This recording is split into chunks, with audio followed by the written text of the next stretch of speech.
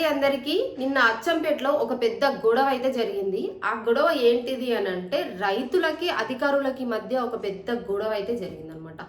రైతుల బాధ ఏంటంటే వేరుశెనగకి గిట్టుబాటు ధర ఇవ్వట్లేదని చెప్పేసి అధికారులతోనూ వాళ్ళు గొడవ పడ్డారు. నిజంగా చెప్పాలంటే నిన్న మన దాకా సినిమాలు తీస్తే సార్ ఈ సినిమా తీయడానికి మాకు ఖర్చు ఎక్కువ అయింది, జర టికెట్ల ధర పెంచుకోనికి పర్మిషన్ ఇవ్వరంటే టక్క పర్మిషన్స్ ఇచ్చేసారు.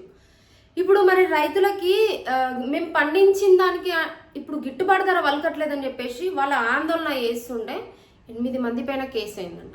సో ఆ న్యూస్ ఏందో చదువుదాము.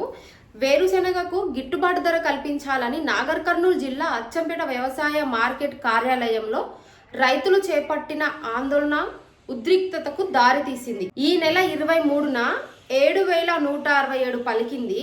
ఈ నెల మళ్ళా 24న 6,960కి తగ్గిందంట. గరిష్ట ధర వచ్చేసి 6,670 రూపాయలు, కనిష్ట ధర వచ్చేసి 4,010 రూపాయలుగా ప్రకటించారు.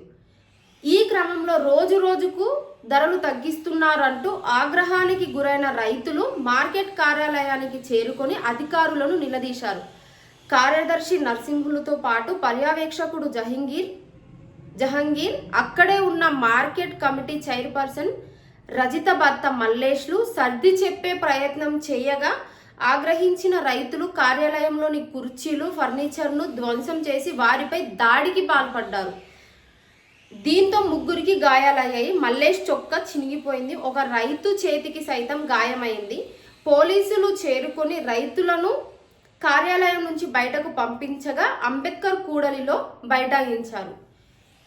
పోలీసులు నచ్చజెప్పడంతో మళ్ళీ మార్కెట్ వద్దకు చేరుకొని ఆందోళన నిర్వహించారు.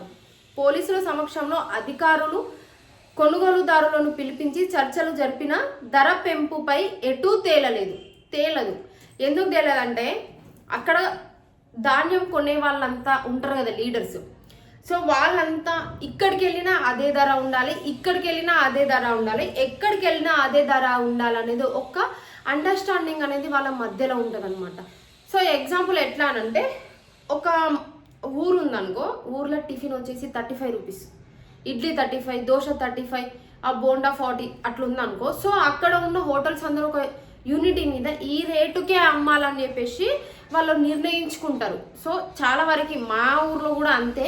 సో అట్లనే ఈ అచ్చంపేటలో కూడా వీళ్ళందరూ కూడబలుకుంటారు. రైతులు ఎడ్లవాడి సావని, వాళ్ళు పండించడానికి ఎన్ని డబ్బులు ఏమన్నా అవ్వని, వాళ్ళు పురుగుల మందులు అప్పులు పెట్టితేని, బ్యాంకులో లోన్ పెట్టితేని, ఏమన్నా దేని మాకు అనవసరం, మేము తీసుకునేది మాత్రం ఇదే రేటు.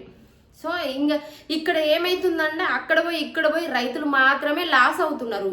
ఎందుకంటే వాళ్ళు పండించడానికి పంట అంత ఈజీ కాదు. మొన్న నేను బుడ్డలు తెచ్చుకోవడానికి పొలం కాడికి వెళ్ళిన. సో నైట్ మేము బుడ్డలు అవన్నీ తెంపుకొని వచ్చేసరికి ఆల్రెడీ ఈవినింగ్ అయింది.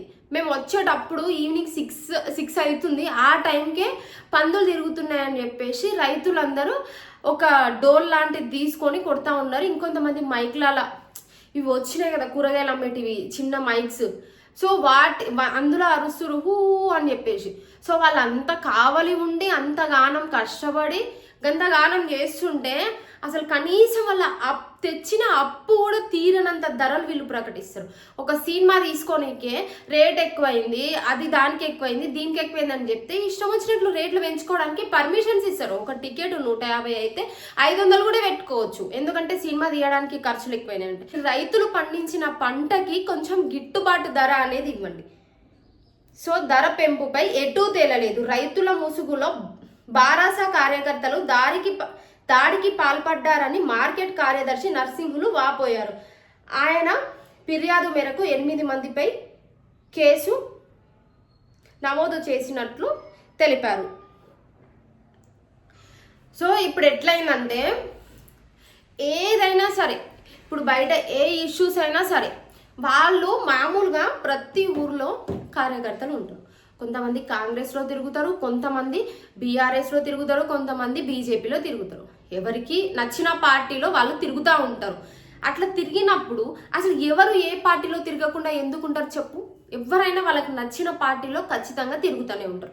ఇట్లాంటి ఇష్యూస్ అయినాయి అనుకో, సో ఇప్పుడు ఇక్కడికి ఇప్పుడు గిట్టుబాటు ధర ప్రకటించాలని చెప్పడానికి వచ్చిన దానిలో బీఆర్ఎస్ వాళ్ళు ఉంటారు, బీజేపీ వాళ్ళు ఉంటారు, కాంగ్రెస్ వాళ్ళు కూడా ఉంటారు. అందరు పార్టీ వాళ్ళు అది పక్కన పెడితే అక్కడికి వచ్చిన వాళ్ళందరూ రైతులు.